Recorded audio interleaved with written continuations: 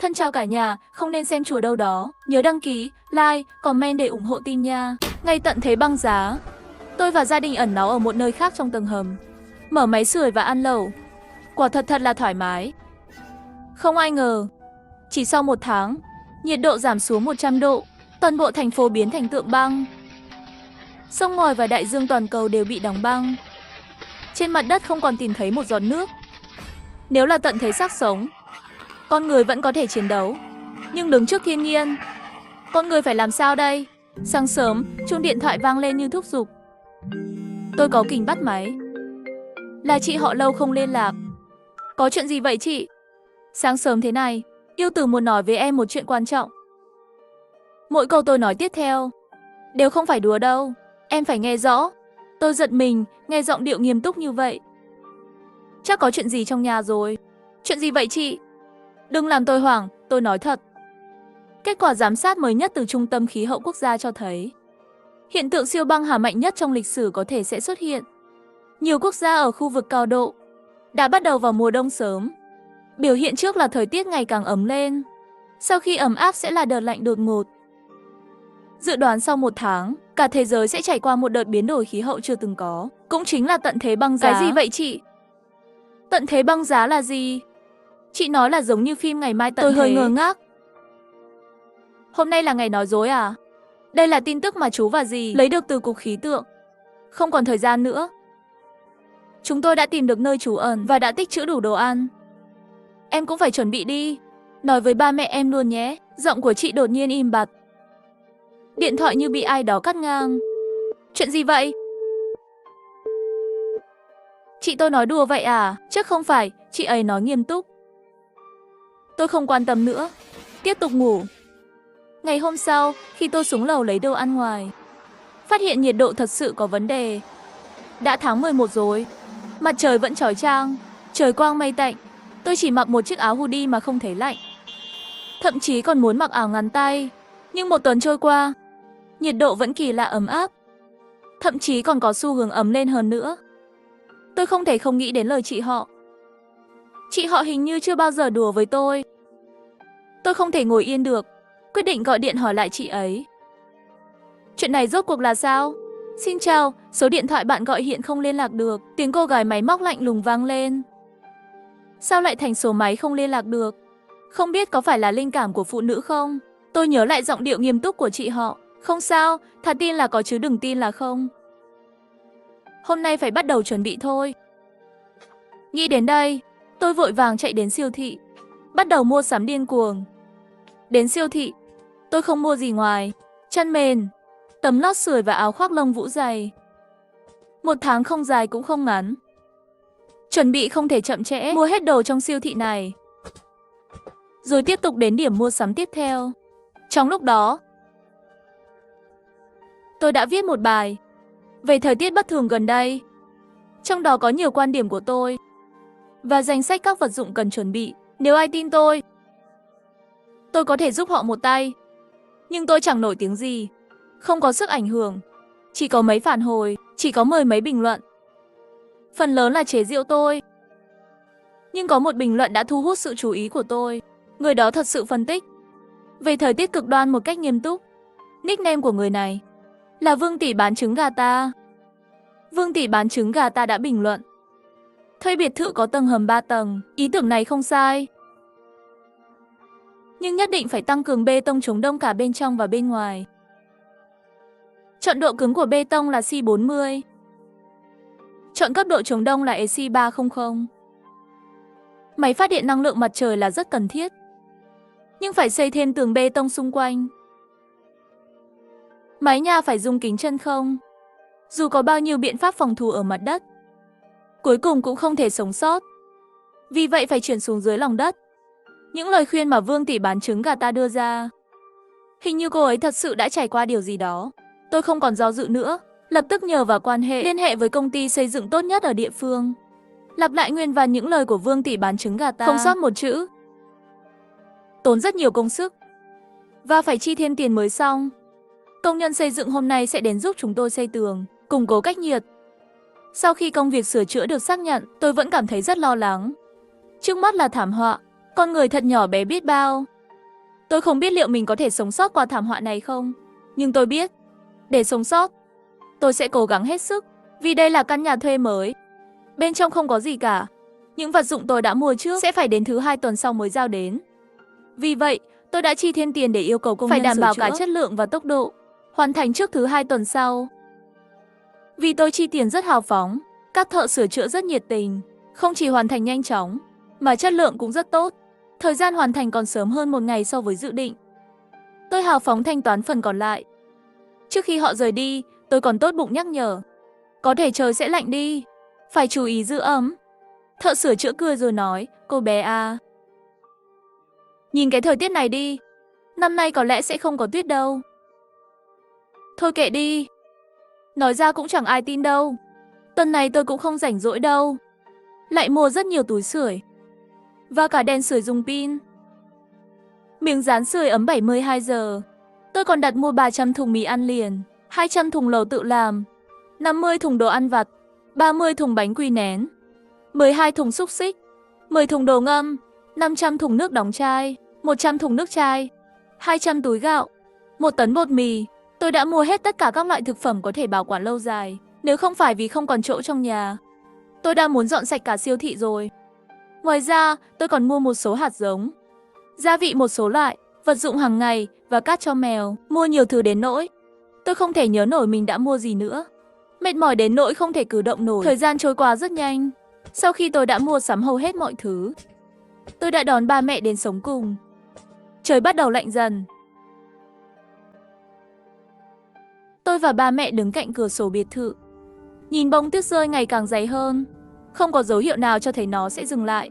Tin tức còn nói rằng hôm nay nhiều khu vực đã xuất hiện tuyết rơi lớn đến bão tuyết, là trận tuyết lớn nhất trong lịch sử quốc gia.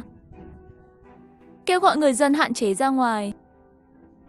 Tôi đi đến gần cửa sổ, mở một chút để không khí lạnh ùa vào.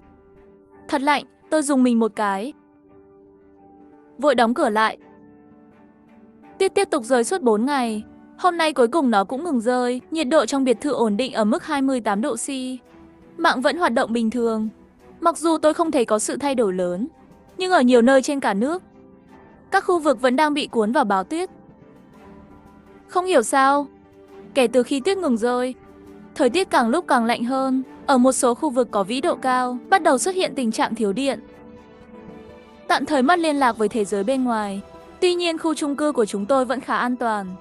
Mọi gia đình đều đã tích trữ rất nhiều lương thực, cung cấp điện và hệ thống sưởi vẫn hoạt động bình thường. Thế là 1 tuần nữa trôi qua. Hôm nay đặc biệt lạnh, ngay cả nhiệt độ trong nhà cũng giảm xuống. Tôi xoa tay, cuốn chặt chăn vào người, nhìn nhiệt độ trong phòng là 21 độ C và bật điều hòa lên. Mặc dù hệ thống sưởi vẫn còn hoạt động, nhưng hiệu quả không còn tốt như trước. Chỉ trong 2 tuần ngắn ngủi, biển ở thành phố ven biển đã đóng băng. Một tòa nhà cao tầng ở Si đã bị vỡ kính do nhiệt độ cực thấp. Bão tuyết vẫn không ngừng. Độ dày tuyết đã vượt qua chiều cao của người trưởng thành. Hôm nay, rất nhiều người trong khu đã lái xe rời đi. Có lẽ vì thức ăn trong nhà đã không còn nhiều. Nhóm chủ sở hữu trong khu cư dân cũng rất náo nhiệt. Một số người đã rời đi nói rằng môi trường ở nơi trú ẩn rất tệ, mặc dù ấm áp, nhưng người chen chúc nhau, chỉ có thể ngủ trên sàn trong các trung tâm thương mại, ăn bánh quy nén phát hàng ngày. Khổ cực vô cùng. Một số người vẫn kiên trì ở lại, cho rằng đó chỉ là một trận tuyết lớn, không cần phải lo lắng, chỉ cần mua thêm lương thực là đủ. Đột nhiên một tin nhắn thu hút sự chú ý của tôi. Có ai có thuốc hạ sốt không? Con tôi bị sốt rồi. Cứu tôi với. Tôi nhớ đến những đứa trẻ ngây thơ và đáng yêu. Có một chút không đành lòng. Vậy là tôi nhắn tin riêng cho người chủ đó, gửi cho họ một hộp thuốc hạ sốt và một ít đồ ăn. Cửa mở là một cặp vợ chồng. Họ nhận đồ từ tay tôi, không nói lời cảm ơn, chỉ vội vàng đóng cửa. Tôi đứng sững lại. Liệu tôi đã làm sai gì không? Bị phớt lờ như vậy, liệu đồ vật tôi mang đến có thể mang lại nguy hiểm cho chúng ta không? Trên bàn ăn, mấy ngày trước chúng tôi còn cười đùa nói chuyện vui vẻ. Bây giờ chỉ có thể ngồi yên lặng và lướt điện thoại, tập trung theo dõi tình hình thiên tai do nhiệt độ thấp ở các nơi. Chỉ trong 1 tháng, nhiệt độ ngoài trời đã giảm xuống dưới trừ 40 độ C. Điều này có nghĩa là gì? Chỉ cần ở ngoài vài giờ là sẽ bị đông cứng, ngất xỉu mất thôi. Hôm nay, nhiệt độ ngoài trời đã giảm xuống trừ 56 độ C. Ngoài trời lại rơi tuyết dày như lông ngỗng. Ra ngoài đã không mua được đồ ăn nữa. Trong nhóm chủ sở hữu bắt đầu có người mua đồ ăn với giá cao. SCC 450 đổi lấy một bao gạo. Ai đổi không? Đồng hồ Rolex đổi lấy 2 ổ bánh mì. BMW 740 đổi lấy một thùng mì ăn liền. Nhanh lên, nếu không tôi sẽ hối hận. Nhưng tất cả những tin nhắn này đều rơi vào im lặng. Không có ai trả lời. Đột nhiên, một chủ nhà gửi đến một bức ảnh cửa hàng bị khóa. Nơi trú ẩn không mở cửa nữa. Khu AC cũng đã đóng cửa. Có chuyện gì vậy? Tôi đã đi hết khu C rồi. Cũng không thấy nơi trú ẩn mở cửa. Xe gần hết xăng rồi. Tôi mở bức ảnh lớn lên. Phát hiện ra là bức ảnh của tầng 2 của một trung tâm thương mại làm nơi trú ẩn. Tầng 2 đầy nghẹt người. Nhưng cửa chính ở tầng 1 lại đóng kín. Nơi trú ẩn đã quá tải. Bây giờ không thể tiếp nhận thêm người nữa. Tôi đang lướt điện thoại xem tình hình trong nhóm chủ nhà. Đột nhiên một tiếng động lớn làm tôi giật mình. Là tiếng kính vỡ. Trong tận cùng của thế giới, con người thật khó đoán. Kính của trung tâm thương mại nơi trú ẩn bên cạnh đã bị ném vỡ. Đám đông chen chúc đổ vào trong. Mọi thứ rối loạn trong phút chốc. Thật không thể tưởng tượng. Trong tận cùng của thế giới, không còn pháp luật nữa. Con người sẽ điên cuồng đến mức nào? Yusuf, em xem trong nhóm chủ nhà đi. Nghe thấy lời mẹ tôi nói, tôi mở điện thoại lên. 003 có vật tư. Họ đã từng giúp tôi. Bây giờ chúng ta phải đoàn kết lại, đi đến nhà họ lấy vật tư. Chỉ như vậy chúng ta mới có thể sống sót. Người nói là gia đình 3 người tôi đã từng giúp đỡ. Khuôn mặt tôi lạnh đi, tôi đã từng giúp họ. Sao họ có thể báo đáp như vậy? Bố mẹ ơi, chúng ta nhanh đi xuống tầng hầm thôi. Để vật tư trên mặt đất cho họ. Bố mẹ nhìn nhau. Chỉ thu xếp một chút rồi đi xuống tầng hầm. Vào tầng hầm 3. Nhiệt độ của thực khác biệt rất lớn so với bên ngoài. Dù cũng hơi lạnh, nhưng đó là cái lạnh âm u của tầng hầm, không phải cái lạnh cắt da. Tầng này có 6 phòng ngủ. 4 phòng dùng để chứa vật tư, 2 phòng còn lại là nơi chúng tôi nghỉ ngơi. Phòng khách cũng đầy ắp vật tư. Ngay cả bếp, nơi không dùng để nấu nướng, cũng chứa đầy gạo và mì. Siêu băng hà mới chỉ bắt đầu. Trong những ngày tới, chúng ta không biết liệu nhiệt độ có tiếp tục giảm xuống nữa không. Dựa theo tình hình hiện tại, ngày mai nhiệt độ giảm xuống trừ 60 độ C không còn xa nữa. Hôm nay chúng tôi chỉ có thể ăn mì ăn liền. Trái cây và rau tươi đều ở trên tầng trên. Giờ này chắc chắn đã bị cướp hết rồi. Tôi mở điện thoại xem camera giám sát, phát hiện cánh cửa nhà tôi đã bị phá vỡ. Rất nhiều người đang tràn vào, họ đang cãi nhau vì việc phân phối vật tư ở tầng 1. Nói năng om sòm, đánh nhau. Tôi nhìn thấy gia đình mà tôi đã giúp đỡ trước kia cũng ở trong đó. Chính tôi đã thông báo cho mọi người đến lấy vật tư. Tôi có quyền phân phối vật tư. Nhà chúng tôi phải lấy 40%, 6 phần còn lại các bạn tự phân chia. Đồ ngu, đừng tưởng tôi không biết. Làm sao cô biết nhà họ có vật tư? Con bé đã đưa thuốc cho cô còn chuẩn bị lại giúp họ. Đó là vật tư tôi tìm được. Nếu không có tôi, các bạn biết gì? Một người phụ nữ từ phía sau vỗ cho anh ta một cái tát. Đồ bạc nghĩa vô ơn. Chúng tôi lấy vật tư nhà họ rồi giúp họ dọn dẹp. Coi như là một việc thiện đi. Chắc chắn chủ nhà cũng không trách chúng tôi. Không được động vào vật tư nhà tôi. Cái đứa nhỏ lao vào, nhưng bị một người đàn ông đá ra. Đầu đập vào tường rồi bất động. Con trai, Giang Đại Dũng, cậu làm gì vậy? Lên đi, người phụ nữ thét lên đau đớn. Nhảy vào ôm lấy con trai mình, nhưng cuối cùng, dù có mạnh mẽ đến đâu, cũng không thể chống lại họ nhanh chóng bị đánh bại. Người phụ nữ bị đánh đến mặt mày sưng vù. Không thu được gì, vội vã bỏ chạy, tự chuốc lấy tội. Tôi nhìn thấy tất cả qua camera giám sát, cười lạnh một tiếng, có một cánh cửa. Những người trên lầu phát hiện ra. Cửa vào tầng hầm nhà tôi. Tôi không nói gì, nhưng họ dùng rìu chặt. Dùng búa đập, nhưng không hề lay chuyển được, thực sự không thể phá nổi cửa này. Gia đình họ chắc chắn đang trốn dưới đó. Chúng ta mở cửa đi, dưới đó chắc chắn sẽ có rất nhiều vật tư. Thật tiếc, họ đã cố gắng suốt cả buổi, nhưng không thể phá nổi ngay cả cánh cửa ngoài cùng của tầng hầm.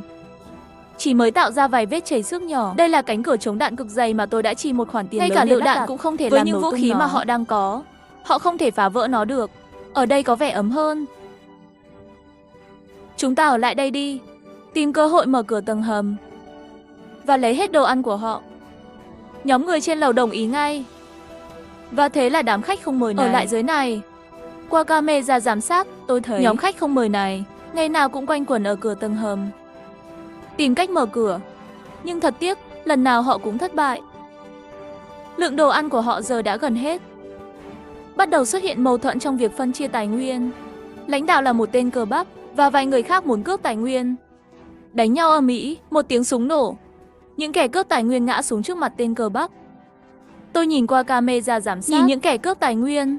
Một người lại một người ngã xuống, dạ dày tôi bắt đầu nôn nao. Quay người chạy vào nhà vệ sinh và ói ra. Trong vài ngày tiếp theo, nhiệt độ ở tầng hầm vẫn không thay đổi.